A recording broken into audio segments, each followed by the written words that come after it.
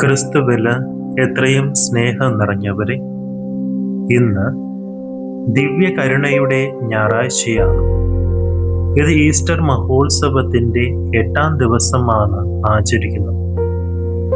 ഈ ദിവസത്തെക്കുറിച്ച് വിശുദ്ധ John Paul രണ്ടാമൻ പാപ്പ പറഞ്ഞത് നാം ഈസ്റ്റർ സമ്മാനം സ്വീകരിക്കുന്ന ദിനമാണ്.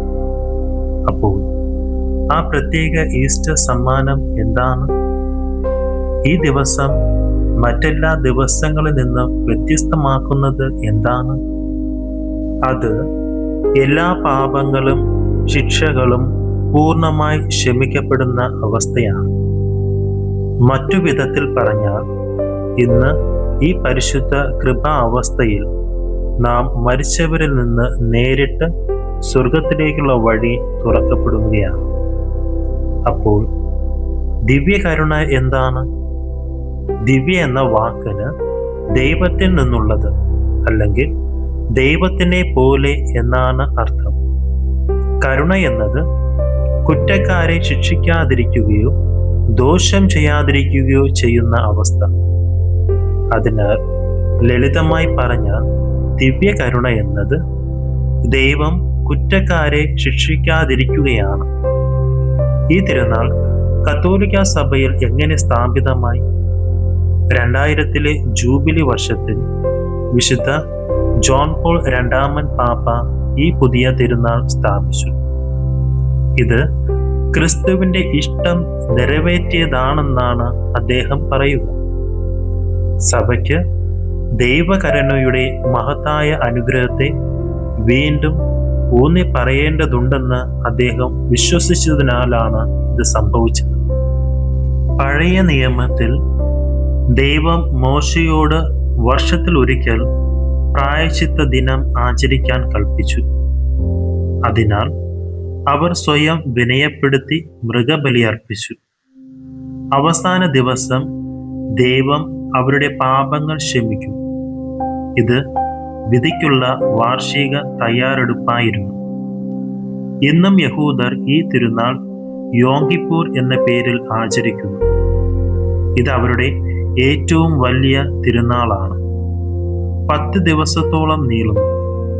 പഴയ നിയമത്തിലെ പല പ്രധാന തിരുനാളുകളും 7 ദിവസമോ അതിലധികമോ നീണ്ടു നിന്നിരുന്നു. വിവാഹങ്ങൾ പോലും ഒരാഴ്ചയോളം അതിലധികമോ നീണ്ടിരുന്നു.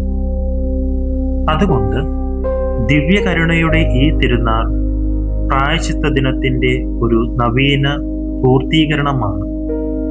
വിധിക്കുള്ള വാർഷിക തയ്യാറെടുപ്പ്, ദൈവവുമായി പൂർണ്ണമായി പൊരുത്തപ്പെടാനുള്ള ഒരവസരം.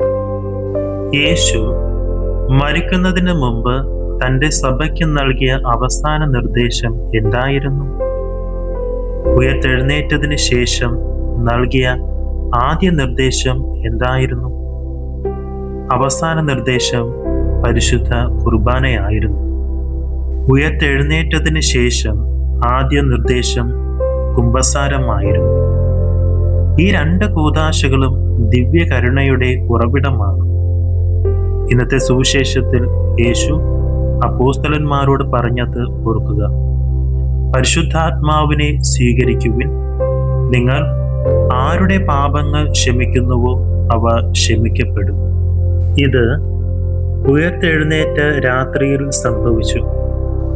ദിവ്യകരുണയുടെ ചിത്രത്തെ നോക്കാം. യേശു ഈ ചിത്രം ഈ ദിവസത്തിൽ അനുഗ്രഹിക്കാനും ആരാധിക്കാനും ആഗ്രഹിച്ചതെന്തുകൊണ്ട്? ഈ ചിത്രത്തിൽ കുർബാനയും കുമ്പസാരവും നമുക്ക് കാണുവാൻ കഴിയും. യേശുവിൻ്റെ വാക്കുപ്രകാരം അവൻ്റെ ഹൃദയം കുത്തിയപ്പോൾ ഒഴുകിയ രക്തവും ജലവുമാണ് ഈ കിരണങ്ങൾ. സഭ പഠിപ്പിക്കുന്നത് ഈ രക്തവും ജലവും കൂദാശകളെ സൂചിപ്പിക്കുന്നു എന്നാണ്. ജലം ആത്മാക്കളെ ശുദ്ധീകരിക്കുന്നു. രക്തം ആത്മാക്കളുടെ ജീവനാണ്. ജലം പാപങ്ങൾ കഴുകിക്കളയുന്നു. രക്തം ജീവൻ നൽകുന്നു. യേശു പറഞ്ഞതുപോലെ, നിങ്ങൾ മനുഷ്യപുത്രന്റെ മാംസം തിന്നുകയും രക്തം കുടിക്കുകയും ചെയ്യുന്നില്ലെങ്കിൽ നിങ്ങൾക്ക് ജീവൻ ഇല്ല. ദിവ്യകരുണയുടെ ചിത്രത്തിൽ യേശു നമ്മളിലേക്ക് വരുന്നു. അവനിൽ വിശ്വാസം വയ്ക്കാൻ വിളിക്കുന്നു. അവന്റെ കരുണ തേടി കുമ്പസാരത്തിലേക്ക് വരാൻ അവൻ വിളിക്കുന്നു. പാപങ്ങളിൽ നിന്ന് ശുദ്ധരായി വിശുദ്ധ കുർബാന സ്വീകരിക്കുവാൻ അവൻ ആഗ്രഹിക്കുന്നു. കുമ്പസാരത്തിനായി പോകാൻ ഒരിക്കലും ഭയപ്പെടരുത്. വിശുദ്ധ ഫൗസ്റ്റീനയോട് യേശു പറഞ്ഞത്, ഓരോ തവണയും നാം കുമ്പസാരത്തിലേക്ക് പോകുമ്പോൾ അവൻ തന്നെയാണ് അവിടെ കാത്തിരിക്കുന്നത് എന്ന്. കുമ്പസാരം നഷ്ടപ്പെടുത്തരുത്. ഈ ദിവസത്തിൽ എല്ലാ പാപങ്ങളും ശിക്ഷകളും ക്ഷമിക്കപ്പെടുന്ന മഹത്തായ അനുഗ്രഹം ലഭ്യമാണ്. നിങ്ങൾ ഗുരുതരമായ പാപാവസ്ഥയിൽ ആണെങ്കിൽ വിശുദ്ധ കുർബാന സ്വീകരിക്കുന്നതിന് മുമ്പ് കുമ്പസാരം നിർബന്ധമാണ്. ഞായറാഴ്ച കുർബാന ഒഴിവാക്കുന്നത് ഗുരുതരമായ പാപമാണ്. നിങ്ങൾ കുർബാന ഒഴിവാക്കിയിട്ടുണ്ടെങ്കിൽ ഇന്ന് ഒരു പുതിയ തുടക്കം നമുക്ക് തുടങ്ങാം. ക്രിസ്തുവിൻ്റെ രണ്ടാം വരവിന് നാം എപ്പോഴും തയ്യാറായിരിക്കണം. അവൻ നമ്മെ എപ്പോൾ വിളിക്കുമെന്ന് നമുക്കറിയില്ല.